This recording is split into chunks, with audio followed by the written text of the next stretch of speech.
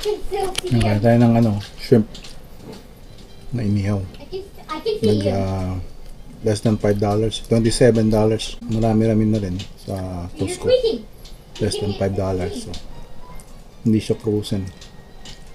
Parang fresh pa siya. Yan, magano tayo dito. Lagay natin to sa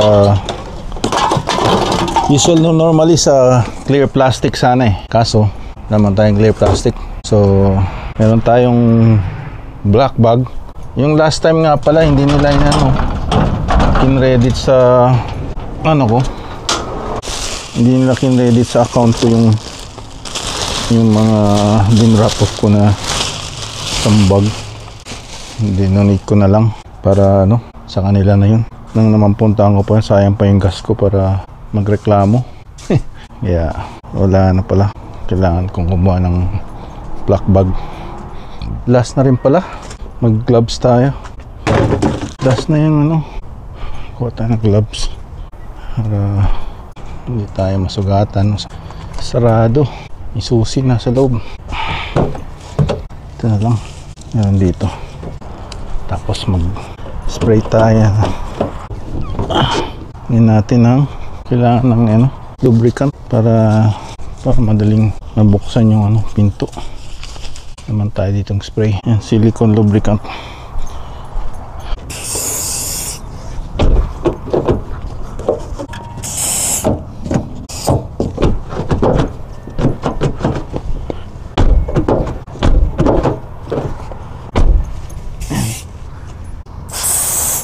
Para hindi siya masira agad. Ngayon natin ng lubricant. Kasi tagal na yung store eh. Tsaka dito. Balik na ulit tayo sa Costco para magbili ng black bag ulit. Before the weekend. For the long weekend. Hindi na audit kasi paano pumunta dun eh. Kaya tuloy importante talaga yung planning, hindi you're just going everywhere. Ngayon may itinerary ka, kailangan mo ng itinerary para hindi ka maligaw-ligaw. I mean, in a way na hindi mo ma-enjoy pagka yung planning is just like a guide, right? Pero kailangan mo rin maligaw-ligaw minsan para may excitement, adventure, ganyan pagka nagta-travel. So yun ang importante, mag-enjoy ka dahil kung susundan mo naman ang schedule pero na-stress ka naman dahil hindi mo na susundan, what's the point, right? So kailangan mo talagang enjoy ang mga adventures and travel, right? So yun ang point. So ayan, kailangan natin i-sort out ng mga milk sa mga aluminum. So I don't know what happened to the last time. Hindi nila kinredit yung sa account ko yung nito yung nilapag natin sa parang dami kumuha ng sticker, nilagay niya yung sticker niya, parang ganun kasi tingin-tingin ka rin sa paligid mo pagka nag-drop ka ng bag mo, pag may nakabang parang bakit siya nakabang doon, wala naman siyang hintay, parang ganun yung kutob ko dahil that time na nag-drop ako, isang mama nakatingin lang doon siya, nakatambay, so hindi bali wala naman sa akin kasi malay ko bang tapos yung mga ganitong nangyari doon mo maisip-isip na kaya siguro nagbabanta yun dahil may modo siyang ginagawa sa dating tirahan namin palaging may naglalakad pupunta doon sa mga recycled bottle. Talagang kinukuha, walang garapalan, walang paalam. Kaya Yung nangyari yun, nilipat ko na sa over the backhood na security. Kaso yun nga lang pagka yung time na ng ano, pagod na tayo, pahinga. Time na ng collection, extra effort ka pang kailangan mong pumunta ron para ilagay yung mga bottle sa harap. Yun lang ano. Ano ba to? Puro basura naman to. Hindi na ayos.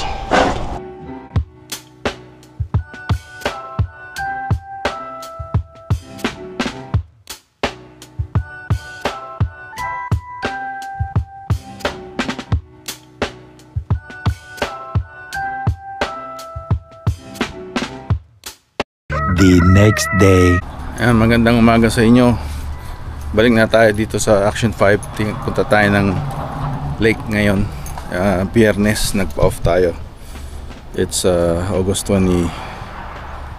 Ano ba no? It's a Friday. September 2, Tuesday. Ano na pasukan na, Labor Day ng September 1. So maaga tayo para makakuha tayo ng spot.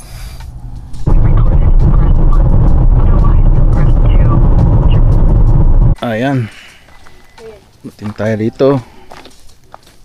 Wala pang nakakuha nito kaya dito tayo para may shade tayo.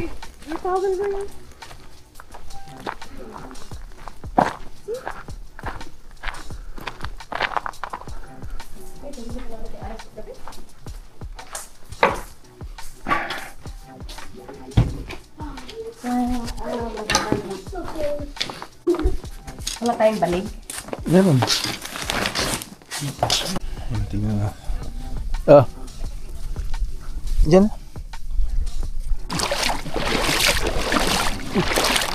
Balig.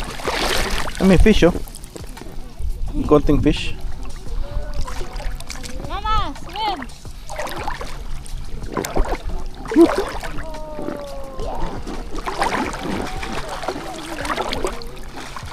Nalamig na.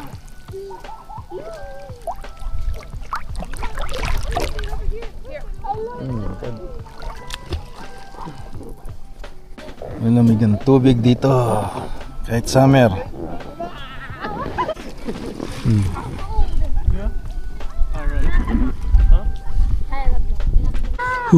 Water test.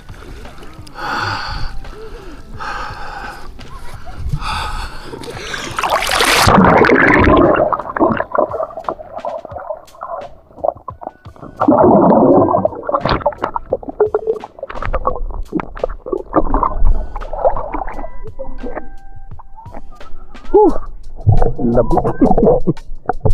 Like one. Yan.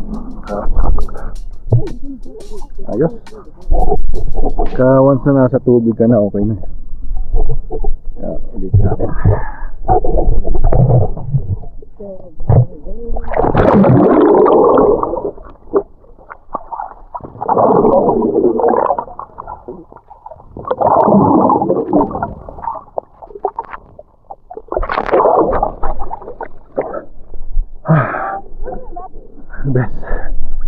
Best yung tubig dito.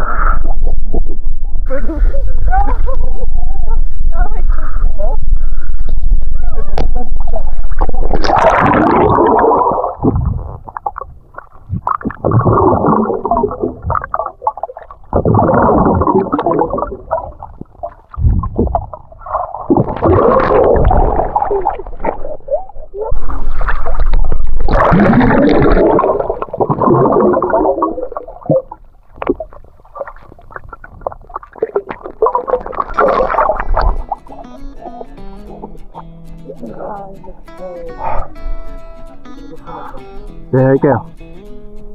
Ha?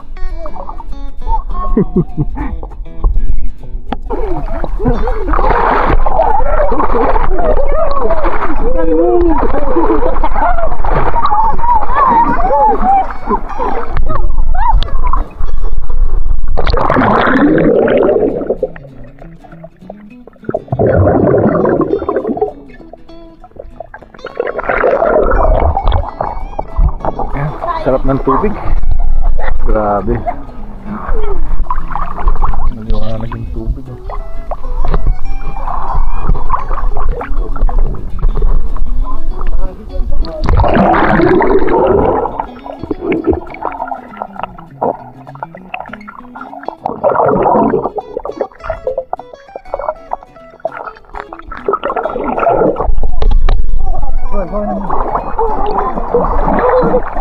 Snake! Snake!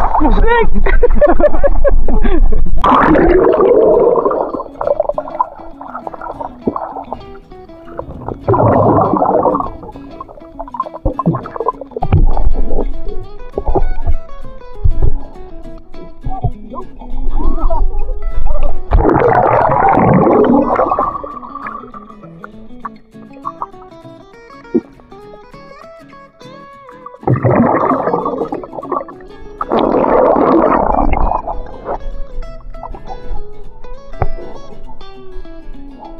Nga pala meron ng ano, no?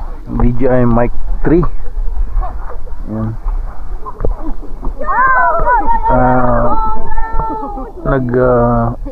Reach out ng DJI sa other channel ko, sa TV Filter Life. We'll see what we can do. If I'm gonna try their product and then just doing these.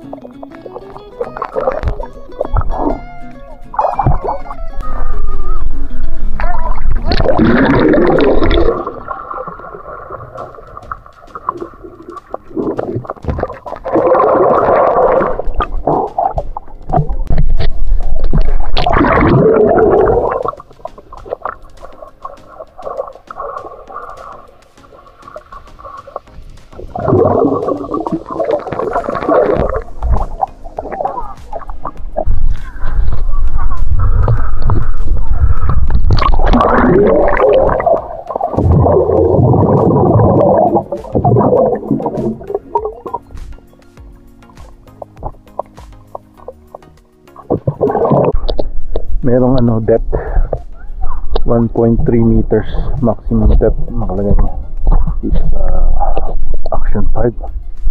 Ayun, nilalagay niya kung gaano kakalalim. It's nice. Ay, so and summer is almost over. So kayo ba, anong plano nyo pag winter? I'm sure sa iba-ibang bahagi ng Canada, US nagre-ready na for snow. Ang alam ko yung city ng Prince George, they have allocated budget for snow, and it's like in the millions, right? Minsan na over budget pa, over allocate pa. Yung inallocate nilang amount is nasosurpass minsan. So tapos ngayon may mga budget na sila sa mga forest fires. Yan. So far itong Purden Lake ang the best swimming spot na lake na napuntahan ko dito sa North BC, Prince George. West Lake malapit sa town, but may mga swimmers itch, tsaka maraming ducks, so hindi malinis yung yung water doon. Minsan may swimmers each na sign. Pero dito sa Purden Lake, spring fed to eh. Galing talaga sa bundok. Natural, tsaka wala masyadong mga industrial dito. So natural water talaga to. Tsaka yung niya, malambot yung sand, parang mud nga na malambot. So natural lahat. Yeah. I highly recommend kung gusto niyo lang sa swimming. I don't know kung may fishing spot, siguro pag may boat, but for sure just maybe rainbow trouts. Walang mga other species of fish.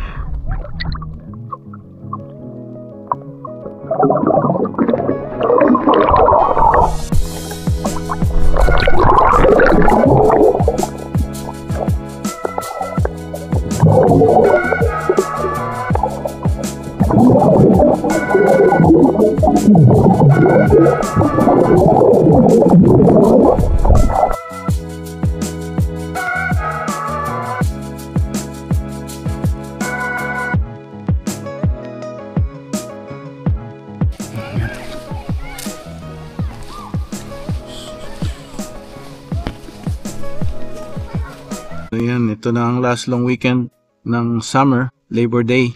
At enjoy natin. Kayo ba sa mga long weekend pinaplano nyo ba pagka sa trabaho nyo tinataon nyo yung Friday off or Monday off pagka yung long weekend is either Monday or Friday? Kung yung long weekend is Friday, binubuko nyo ba ng Monday ang inyong bakasyon? And kasi ako yun ang ginagawa ko pagka sa mga long weekend. And next long weekend I think is October is Thanksgiving, which is I think it's the second Monday of October.